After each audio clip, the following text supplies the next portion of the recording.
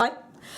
I finally less messed up into squishies, and I'm going to be able to make this video now.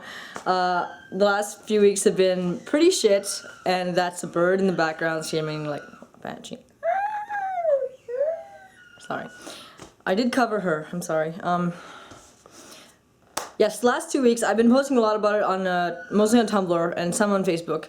So if you follow me there, you're probably aware of much of this. I ended up to, like, a few weeks ago, I've been stopping breathing in my sleep significantly a lot. It wakes me up constantly. I would stop breathing. And when I'd first gone to the hospital about it, the nurse in triage was a total bitch. She didn't believe me. She thought that I was having like nightmares and stuff, and it was waking me up. Whoops, sorry, stepping on my tripod. And then I was waking up and just going, I'm scared of my nightmare. I know, but like, and she was mean, all around mean, and I should really make a report about her. I've been meaning to. She was just completely condescending and mean, making fun of the fun of my fears. She was that I shouldn't be there. She was mean, but I was really lucky because it was my my family doctor that ended up being like in the ER.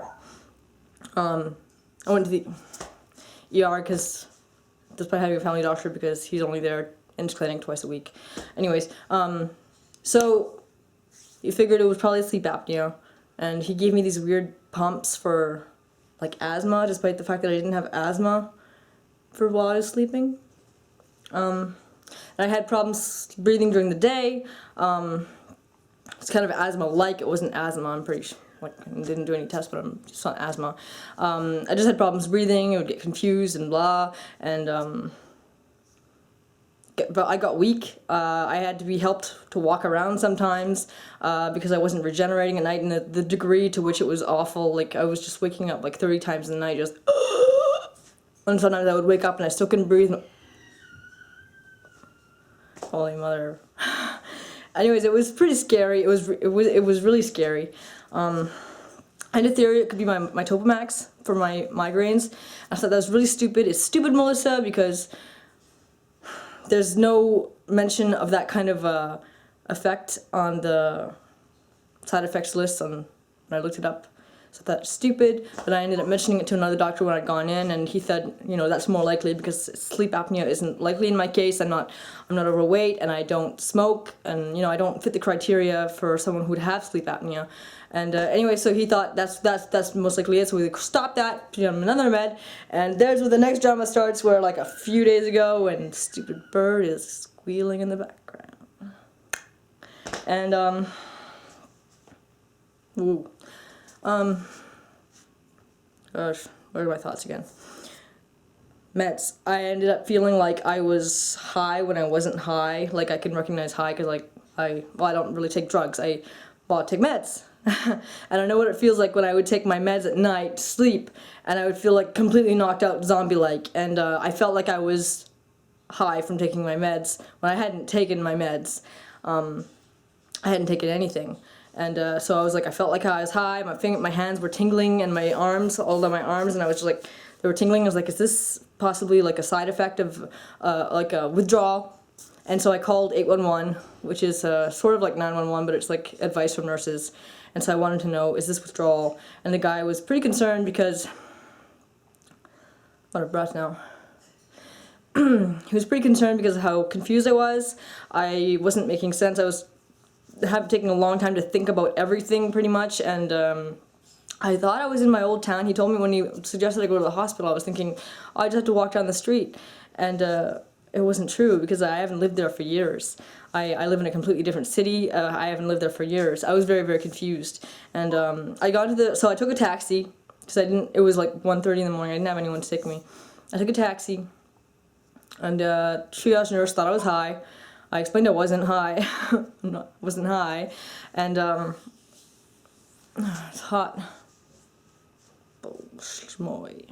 What's Boschmoy mean again? Oh, I looked it up. Oh my god. Things you learn from Stargate. Okay, so I explained I wasn't high, and I was just really, really confused and weird, and I thought that it was an effect of my meds. Anyways, first I was waiting in the waiting room, for maybe 45 minutes or so, and then I was like, "Ma, I'm complaining for nothing. I'm complaining for this is bullshit. Like I'm just a big baby." And I went and says, maybe this is nothing. Like, is this nothing? Maybe I should just go to bed and sleep it off, and it's fine. But I was like so messed up. It looked like I had early onset dementia or something. I was really like, if you'd seen me, I think I scared my friend on Skype the other day when I talked to her. But I'm sorry. I looked really messed up, and she said, well, no, oh, well, we're gonna give you a bed. I was like, oh, okay, well, fine, sleep sounds good. It was like 2:30 or 3 o'clock or something like that, and it's like, whatever. So I follow her and down the hall, and I'm like recognizing all these places where I used to get stitches, like in the rooms. I'm like getting really nervous, and I'm like, oh no, and I get led down the hall, and I'm like, this is psych. This is psych section of the ER. I know this place. I know I'm confused, but I know this place.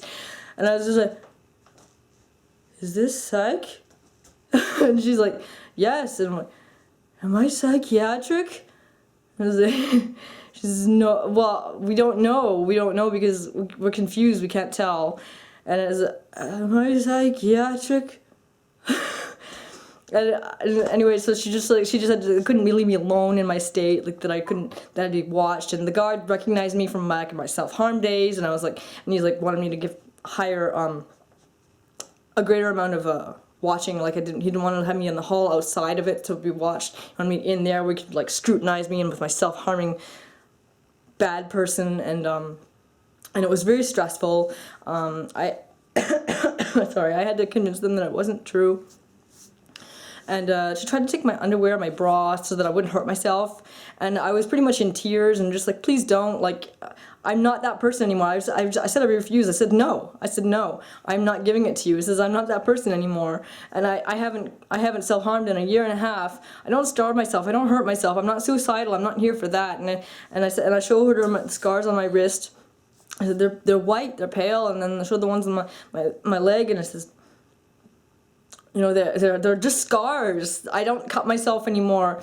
And anyway, so she says, well, you understand our position, blah blah blah. And anyway, she left me with my under things.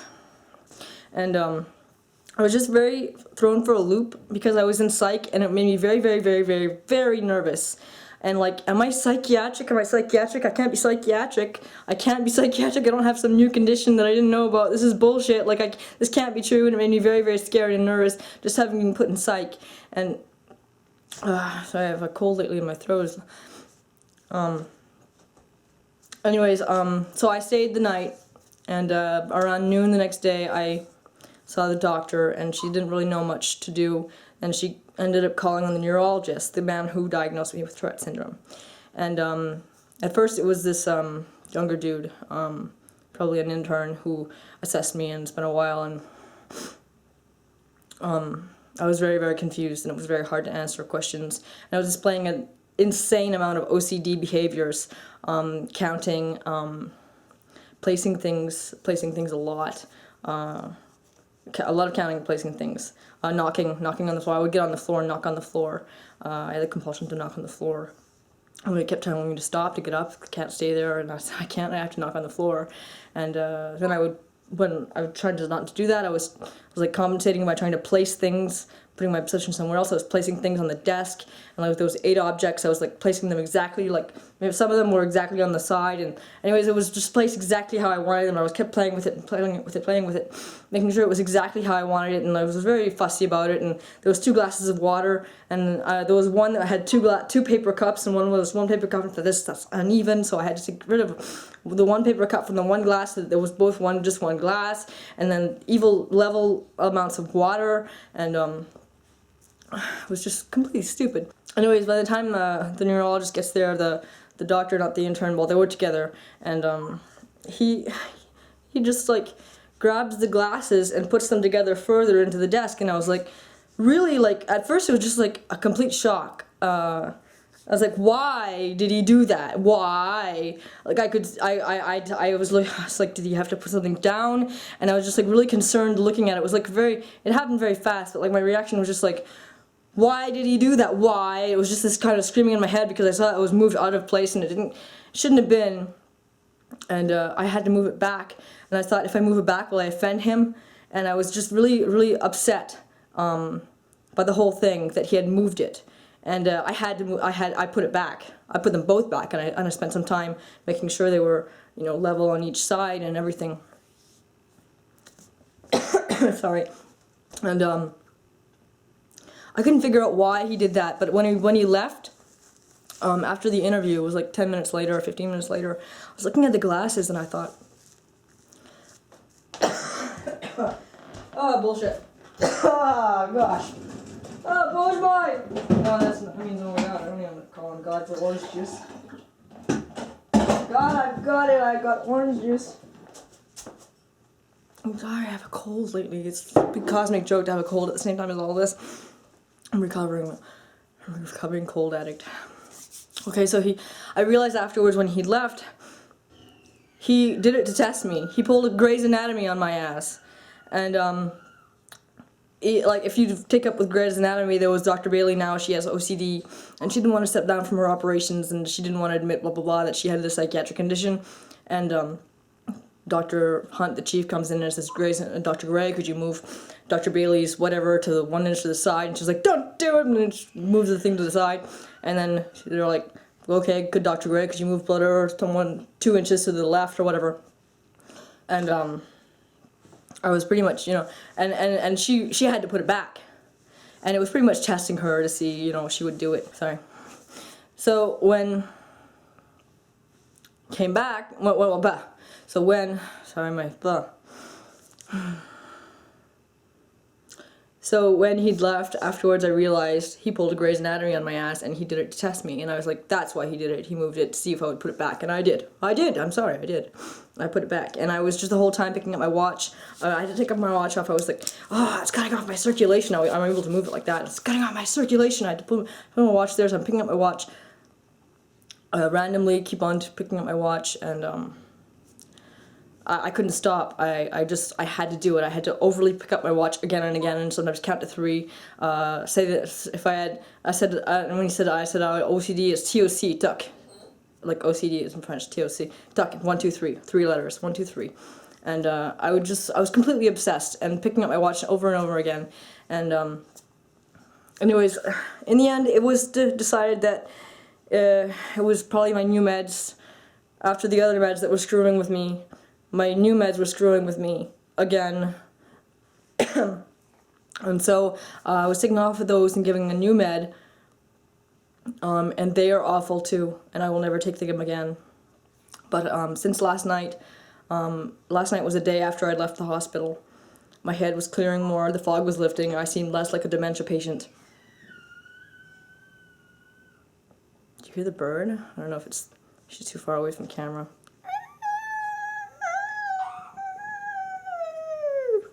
Jerk! Yeah. Anyways, that's kind of the story. I ended up having, during the last 2 weeks, the EMTs called on me at work because I wasn't breathing and bright and having pretty much an attack, and they brought me into the infirmary and gave me oxygen, and I was just very, very confused. And he asked my brother, who was there, he works at the same place as me, and he asked my brother, is she always like this? I was like, thank you for thinking I was always like this. Thank you. Thank you. That's really good. Anyways,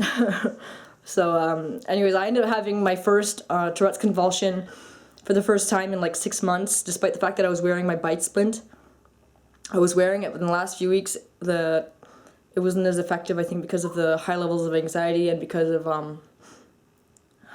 I wasn't sleeping and because I was exhausted. I was absolutely exhausted. I don't know, there was something messing with things and it wasn't working correctly the way it usually did. And so I had a Tourette's convulsion again, and it was absolutely horrifying. I'm not used to those anymore. I used to be before the splint. They would happen a lot. They're humiliating and horrible, and I mentioned this on Tumblr. I've never put those crisis or whatever events on YouTube. Like, I've put up my tics, I've put up bad tic episodes, but I've never put the convulsions on there. And I don't think I plan to. I don't think I would really want a camera put on me at the time, and I don't think I would want to put it on. I don't even want to see it. I don't want to see it for myself. I don't want to know what it looks like. I already know what it feels like. I often burst into tears. is awful. Like, I'm there the whole time. It's not like epilepsy where you check out. Like, I'm there, I'm aware of everyone fussing after me and of my body retching around and being on the floor and screaming and like tick screaming. And I'm aware of everything, and it's really absolutely mortifying. Anyway, so that happened, and it's upsetting. And anyways, I don't want to experience that anymore. It's awful, and it's one of the reasons why I got the splint in the first place. That's the story. I want to post a video about my OCD. I want to post like updates, more, not like, anyways, basically about the OCD, how it makes me feel, a little bit of skit entered into it. There's other videos I want to make, but I want to make that. And looks like I'm losing my shit here. Anyways, there's a contest on Facebook that's probably gonna end in like 2 days. I don't think I have to worry unless some stud comes in and has like a greater following, but like I wasn't gonna mention it even on my channel. I thought I would have enough just from mentioning it on Facebook and Tumblr, but I'll mention it anyway just in case there's a stud that comes in later. Basically, I'll put a link in the description to the post I made about it, and you can click the link and like it, and if I have enough likes, I would get $200, and I would use half of that to use a giveaway, my books. I already have the books. I have books in the corner, but I would need the money for shipping, because it's like a fat, expensive book, and fat, heavy book, and it costs about almost $20, between $15 and $20 just to send it to most places, UK or even the United States. So, and the other half I would use for lights for my videos, because I often look like I have a red eye and it's weird, and which is stupid. But anyways, like it's just kind of fun to have lights for my videos. So half of it would be used to give books to you for free. Books, not ebooks like last time. Like last time it was half books, half ebooks. Just books this time, signed. So like the page, please. It would be cool. Shutting up. I think I'm shutting up, and I have headache. So I'm.